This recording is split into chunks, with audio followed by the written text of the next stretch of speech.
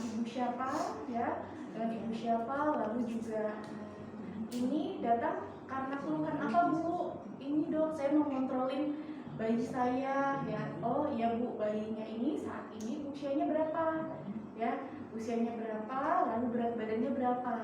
Bagus lagi tanya Bu, oh iya Bu, untuk berat badan sebelum ini itu berapa dan ditimbang berapa bulan yang lalu atau berapa minggu yang lalu gitu ya kan, untuk membandingkan. Kalau misal dia masih 2 bulan misalnya, kan target kenaikan berat badan 500 sampai 750 gram per bulan nih, mencukupi nggak kan gitu.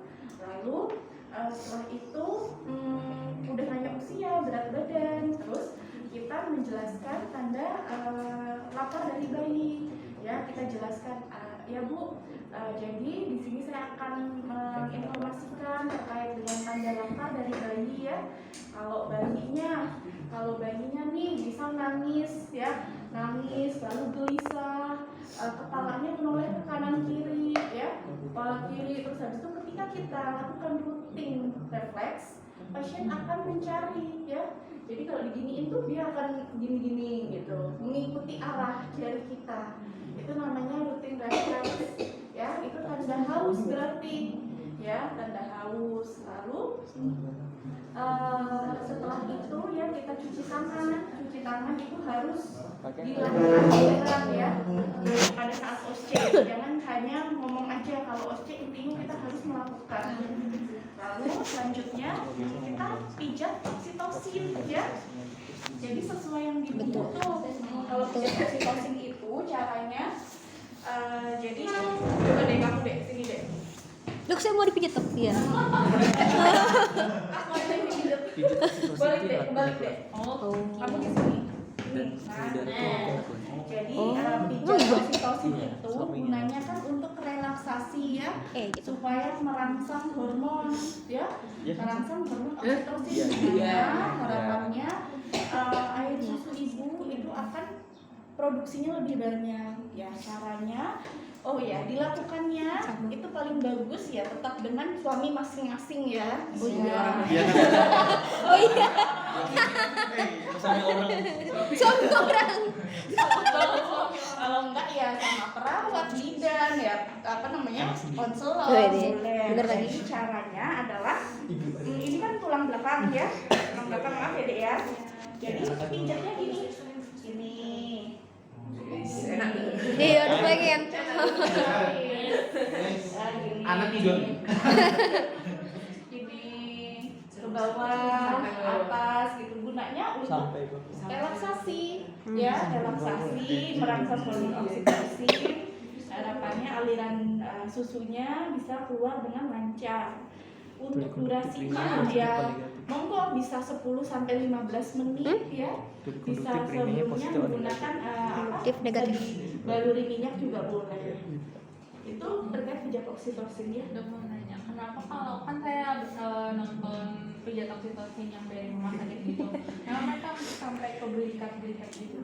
Oh, kenapa kok ke belikat-belikat ya? Intinya sih gini, kalau untuk hormon itu kan kita biar bisa lancar adalah relaksasi ya. Caranya relaksasi itu gimana? Nah, relaksasi itu kan ada di otot-otot, ya kan? Ada di otot-otot. Jadi kan ini payudara ya, payudara. Lalu yang berhubungan otot-otot sekitarnya itu kan dari sini ke belakang gitu. Jadi memang tujuan kita merelaksasi otot-otot sekitarnya. Jadi memang kenapa kok sampai belikat ya, karena kita tujuannya relaksasi adalah relaksasi otot.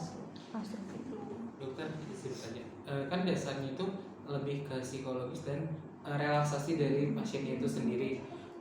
Untuk tingkatan oksitosin kalau misalkan dari pasiennya, tapi dok kalau misalkan pijit biasa aja sama tukang pijit itu gimana? Itu apakah efeknya sama atau bagaimana? Oke. Jadi sebenarnya gini, kalau pijat biasa ya kalau misal punggungnya yang dipijat juga kan sebenarnya relaksasi juga ya. Intinya sih sebenarnya sama ya, cuman kalau misal kita namanya aja pijat oksitosin khusus di area-area tertentu ya, hanya di tulang belakang, lalu belikat ya, karena tujuannya hanya untuk yang terkait dengan produksi ASI. Kan beda kalau semisal pijat dengan tukang pijat ya kan, itu seluruh tubuh ya, itu Oh, relaksasi iya. semuanya Iya, maksudnya gitu. spesifik di tetap di Iya, tubuh sama di ya sama aja sih sama di- sebenarnya ya, intinya sih tujuannya adalah untuk relaksasi, dan ya harapannya ya dilakukannya dengan ya, suaminya itu tetap berbeda ya, sama aja kayak misal kita bayi baru lahir tuh kanguru mother care ya, paling bagus kan ke ibu dan bapaknya ya kan, gitu loh. Itu Chief. Terus apalagi checklist selanjutnya. Payudara. Baru dilakukan. Pijat payudara. Oh iya. Kaget. Oh, kaget. Payudara. Kaget. Kaget dua. Oh iya, pijat payudara. Oke. Jangan lapor itu, Jadi lapor pijat dia. payudara Wih di deh. sini. Iya lagi. Pertama kita harus pastikan payudaranya itu bersih ya, bersih. Lalu kita harus hangatkan dulu. Hangatkannya itu dengan kain ya, kain yang lebar, lalu sudah di rendam air hangat ya kan, terus dihangatkan di kedua payudara ya. Bisa selama 2-4 menit, lalu bisa diulangi selama ya monggo 3-4 kali boleh ya. Tujuannya apa ya, kalau semisal dia hangat kan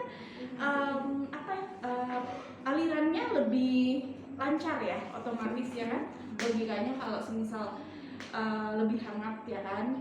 Lalu yang kedua adalah terkait dengan cara pijatnya. Nah kalau pijatnya kan posisi ibu tiduran nih ya, tiduran. Lalu pertama putingnya dulu ya, giniin ya, giniin. Itu kan gunanya adalah untuk dirangsang. Iya benar. Dirangsang ya. Beli dikit.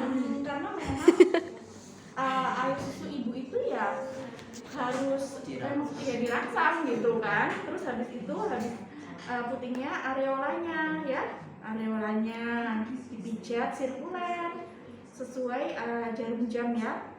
Setelah itu sirkuler itu dari atas ini kita pijat ke arah puting, kita pijat arah puting. Ini bisa diulang 5-6 kali ya. 5-6 kali. Gunanya apa ya? Gunanya untuk relaksasi. Namanya manajemen laktasi ya. Intinya ibunya harus relax.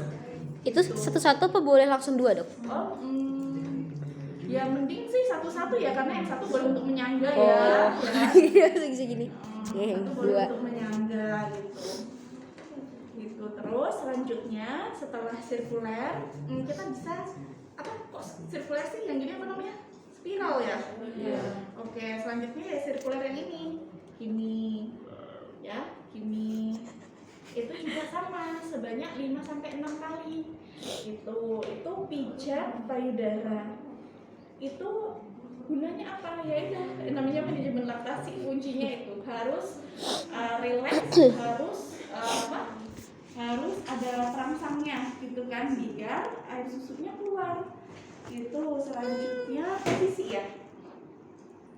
Ini posisi football. Oke, jadi ada beberapa posisi nih, sama seperti yang di buku panduan ya. Jadi ada 4 posisi. Coba deh.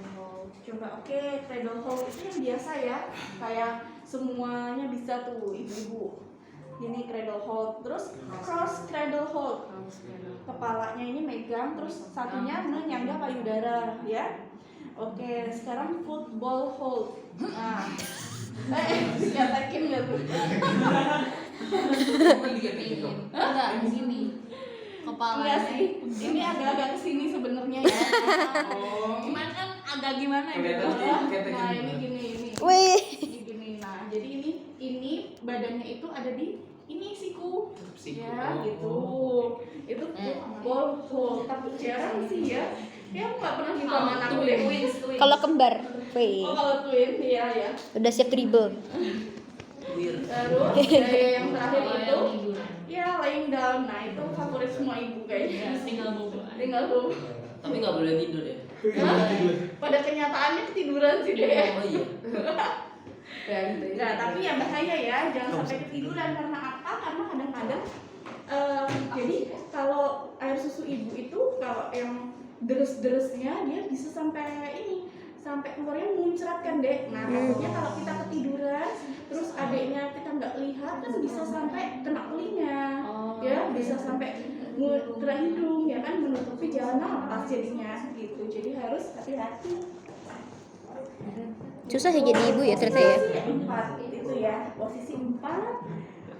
Lalu kalau mau yang mana ya monggo, itu kenyamanan dari ibu ya. Yang penting posisi itu adalah posisinya nyaman dan perlekatannya betul. Nah sekarang kita belajar perlekatan bayi. Jadi sudah sesuai tuh posisinya tadi ya. Lalu kita ini perlekatan bayi itu harus diposisikan, lalu kita lihat mulut bayi itu menempel pada areola, di mana areola yang atas ya berarti ya, yang atas itu tampak lebih banyak ya, ya kan? Terus mulutnya itu dia ini loh keluar dua-duanya ya, mulut bayi atas bawah itu keluar ya. Terus abis itu apalagi Tidak sakit.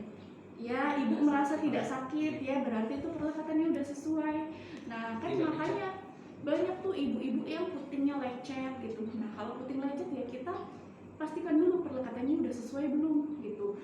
Jangan serta-merta kita langsung ya udah Bu stop aja asinya gitu.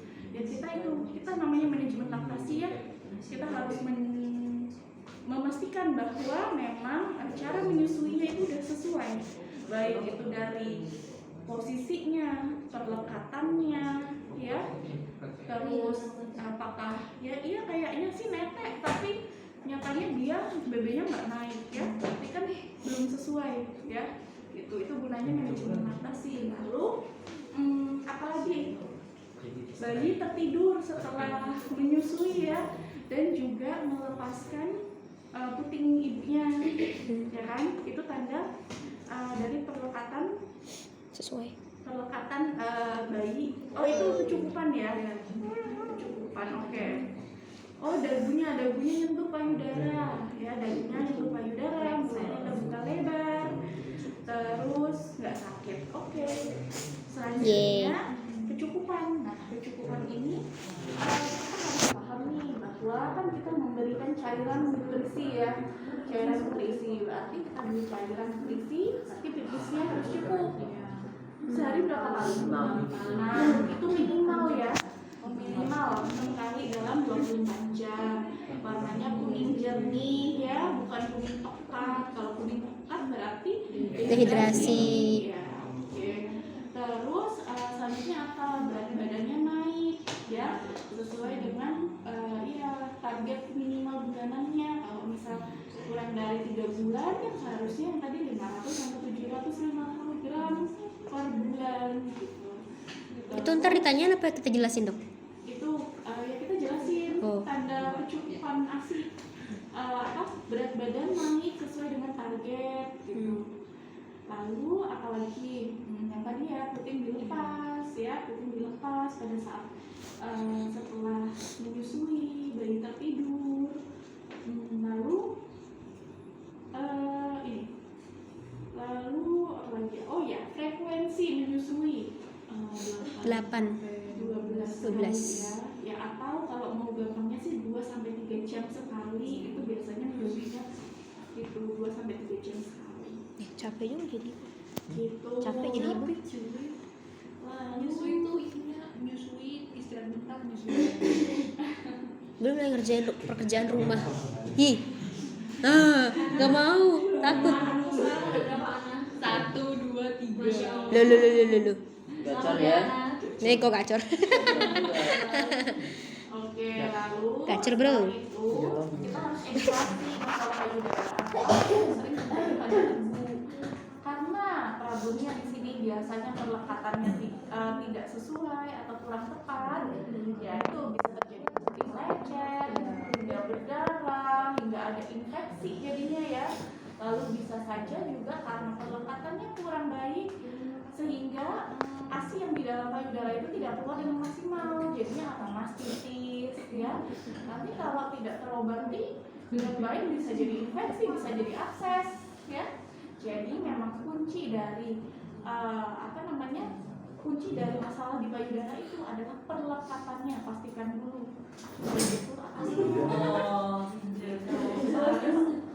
edukasi manajemen lactasi itu kuncinya adalah edukasi dan cara mengajarkan menyusui gitu. Lalu kita cuci tangan. Udah, kalau dari checklist sih itu aja gitu. Coba siapa yang mau praktek?